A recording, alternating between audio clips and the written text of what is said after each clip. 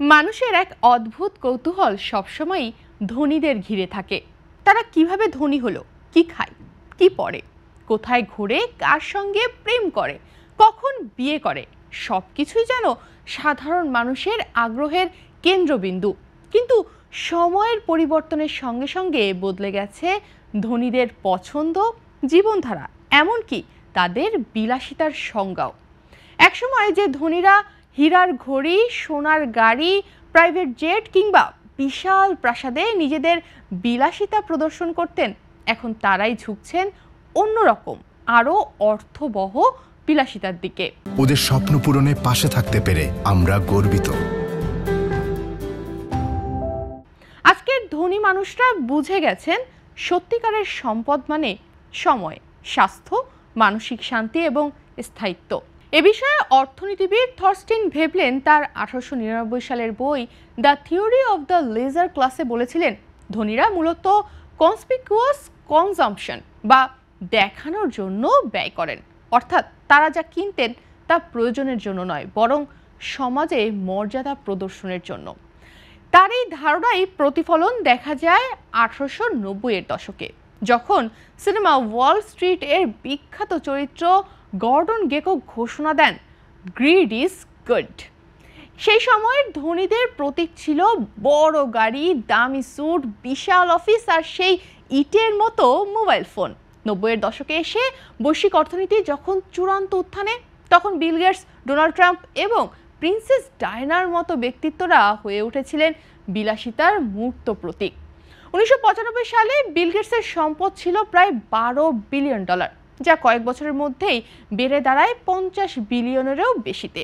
তার বিলাসবহুল গাড়ি সানাদু 2.0 ছিল প্রযুক্তি ও ঐশ্বর্যের নিখুঁত মেলবন্ধন। অন্যদিকে ডোনাল্ড ট্রাম্প তখন রিয়েল এস্টেট সাম্রাজ্যের রাজা। নিউ ইয়র্কের ট্রাম্প টাওয়ার যেন ধনীদের ক্ষমতার প্রতীক। সোনালি ইন্টেরিয়র, দামি স্যুট, নিজের নামের হোটেল ও পণ্য, সবকিছুতেই ঝলমলে প্রদর্শন। আর প্রিন্সেস ডায়না রাজকীয় পরিবারের সদস্য হয়েও তিনি হয়ে উঠেছিলেন গ্লোবাল ফ্যাশন আইকন। তার পরিধান, তার গয়না, এমনকি তিনি কোন পারফিউম ব্যবহার করতেন, সবই ছিল সংবাদ মাধ্যমের শিরোনাম। তখনকার ধনীরা শুধু ধনী ছিলেন না, তারা ছিলেন ধন ও রুচির কেন্দ্রবিন্দু। তাদের জীবনযাপনই নির্ধারণ করত সমাজে বিলাসিতার মানদণ্ড। 2025 সালের বাস্তবতায় এসে ধনীদের ব্যয়ের ধরন আবার বদলে গেছে। এখন তারা ব্লিং নয়, বরং সময় বাঁচানো, স্বাস্থ্যকর জীবন ও মানসিক প্রশান্তিতে বিনিয়োগ করছেন। এর সবচেয়ে বড় উদাহরণ হলেন বিশ্বের সেরা ধনী ইলন মাস্ক। বিশ্বের শীর্ষ ধনী এই উদ্যোক্তা এখন বিশ্বাস করেন সময়ই সবচেয়ে মূল্যবান সম্পদ। তাই তিনি এমন জীবনযাপন বেছে নিয়েছেন যেখানে বিলাসিতা নয়, বরং কার্যকারিতা প্রাধান্য পায়। তিনি প্রাইভেট শেফ ও বিশেষ স্বাস্থ্য পরামর্শদাতা রাখেন, যাতে খাবার ও পুষ্টি সংক্রান্ত সিদ্ধান্তে সময় অপচয় না হয়। তার গৃহপরিচারিকা ও ব্যক্তিগত সহকারী অফিস, ফ্লাইট ও ভ্রমণ সংক্রান্ত সব কাজ সামলে দেন। এমনকি একসময় দেখা গেছে তিনি একই জায়গায় ঘুমান, কাজ করেন ও খান।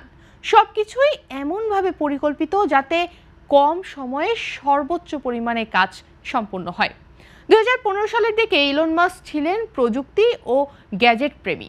চকচকে লিমিটেড এডিশন ডিভাইস, লাক্সারি গাড়ি, স্পেস এক্স প্রোটোটাইপ, এমনকি এ ধরনের সব কিছুই ছিল তার পছন্দের তালিকায়। কিন্তু 2025 সালে ইলন মাস্ক সম্পূর্ণ বদলে গেছেন। এখন তার কাছে বিলাসবহুল ঘড়ি বা গাড়ির চেয়ে বেশি গুরুত্বপূর্ণ স্বয়ংক্রিয় ড্যাশবোর্ড, রিমোট কনফারেন্স সিস্টেম আর এক জায়গায় কাজ করার সুবিধা। তার জীবন এখন একেবারে স্ট্রিমলাইন্ড, যেখানে মিটিং, খাবার, স্বাস্থ্য, ঘুম সব একসাথে দক্ষভাবে সম্পন্ন হয়।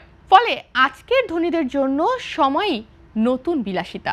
একসময় ধনীদের বিলাসিতা মানেই ছিল হীরা। বড় বড় হীরার মূল্য শুধু শৈল্পিক সৌন্দর্য নয়, বরং তা ছিল ক্ষমতা ও মর্যাদার প্রতীক। রাজা, সম্রাট বা শিল্পপতিরা কোটি কোটি ডলার ব্যয় করে বিরল হীরা সংগ্রহ করতেন, যা দেখানোর জন্যই মূলত ব্যবহৃত হতো। কিন্তু আজকের দিনে সেই ধারা বদলে গেছে। এখন ধনীরা হীরার বদলে অভিজ্ঞতায় অর্থ ব্যয় করছেন। বিশ্ব ভ্রমণ, প্রাইভেট ইয়ট ট্রিপ, আন্টার্কটিকার অভিযান, ব্যক্তিগত মেডিটেশন রিট্রিট, এসবের মাধ্যমে তারা সংগ্রহ করছেন সময়, স্মৃতি এবং মানসিক পরিতৃপ্তি। এর অন্যতম উদাহরণ হলেন জেফ বেজোস। 2023 সালে তিনি তার প্রেমিকা লরেন স্যাঞ্জেসকে নিয়ে তার 417 ফুট দীর্ঘ বিলাসিতা ইয়ট করুতে বিশ্ব ভ্রমণে বের হয়ে যান। এই ইয়টটির দাম প্রায় $500 মিলিয়ন এবং এটি মাওরি ভাষায় নতুন সূচনা অর্থে নামকরণ করা হয়েছে। কিন্তু বেজোসের বিলাসিতা এখানেই শেষ নয়। তিনি তার অর্থ বিনিয়োগ করছেন ব্লু অরিজিনে, যা একটি মহাকাশ অনুসন্ধান প্রকল্প যা মানবজাতির ভবিষ্যতের সঙ্গে জড়িত। অর্থাৎ তার বিলাসিতা এখন কেবল আরাম বা প্রদর্শনের জন্য নয়, বরং অর্থবহ অবদান রাখার জন্য। এই পরিবর্তনই ইঙ্গিত দেয় আজকের ধনীরা আর কেবল সম্পদ দেখিয়ে নয়, বরং নতুন অভিজ্ঞতা, দৃষ্টিভঙ্গি ও মানবতার অগ্রগতিতে নিজেদের সম্পৃক্ত করে বিলাসিতার সংজ্ঞা বদলে দিচ্ছেন।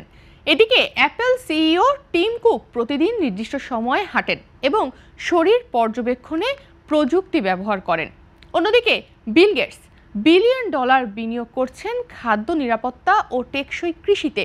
আগে যেখানে ধনীরা শ্যানেল বা গুচির মতো ব্র্যান্ডে অর্থ ব্যয় করতেন, এখন তারা ঝুঁকছেন স্টেলা ম্যাককার্টনি বা টেসলার মতো পরিবেশ বান্ধব ও নৈতিক ব্র্যান্ডের দিকে। 2025 সালের শুরুতে যুক্তরাষ্ট্রে দেখা গেছে মধ্যবিত্তরা ব্যয় কমাচ্ছেন, অথচ ধনীরা বিলাসী সেবা ও ভ্রমণে ব্যয় বাড়াচ্ছেন। সিনক্রনি ব্যাংক জানিয়েছে তাদের ক্রেতাদের ব্যয় 4% কমেছে, অথচ আমেরিকান এক্সপ্রেস ও জেপি মর্গান চেজের ধনী গ্রাহকদের ব্যয় বেড়েছে 6%, যেখানে বিলাসী ভ্রমণে 11% এবং ফাইন ডাইনিংয়ে 7% খরচ বৃদ্ধি পেয়েছে। ধনীরা এখন নতুন নীতি নিয়েছেন, বাই টাইম নট স্টাফ, অর্থাৎ বস্তু নয় সময় কেন। তারা রান্নায় সময় না দিয়ে ডেলিভারি সার্ভিসে অর্ডার দেন, ঘর পরিষ্কারের জন্য রাখেন হাউস ম্যানেজার, আর ভ্রমণেও চান এমন অভিজ্ঞতা যা জীবনে নতুন করে অর্থ যোগ করে, যেমন জঙ্গলের গভীরে ধ্যান করা বা মঙ্গলে যাওয়ার টিকিট বুক করা। আজকের দিনে বিলাসিতার মানদণ্ড হয়ে উঠেছে সময়, মানসিক শান্তি, অভিজ্ঞতা ও স্থায়িত্ব। ইতিহাস বলে ধনীরা যে পথে হাঁটে সাধারণ মানুষ পরে সেই পথেই হাঁটে। আগে শুধু ধনীদের গাড়ি ছিল, এখন সবার আছে। আগে বিমানে যেত কেবল উচ্চবিত্তরা, এখন সবাই উড়ে যায়। আগে ডাইন আউট করতেন শুধু ধনীরা, এখন সবাই করে। দরজায় খাবার পায় অ্যাপে। তেমনি আজ ধনীরা যে সময় কেনা ও অভিজ্ঞতায় বিনিয়োগের ধারা শুরু করেছেন, ভবিষ্যতে সেটাই হয়তো হয়ে উঠবে সাধারণ মানুষের নতুন জীবনধারা। ধনীরা আর শুধু অর্থ খরচ করে চোখে পড়তে চান না, তারা এখন খুঁজছেন মনের প্রশান্তি, জীবনের গুণগত মান এবং সময়কে নিজের মতো করে গড়ে তোলার স্বাধীনতা।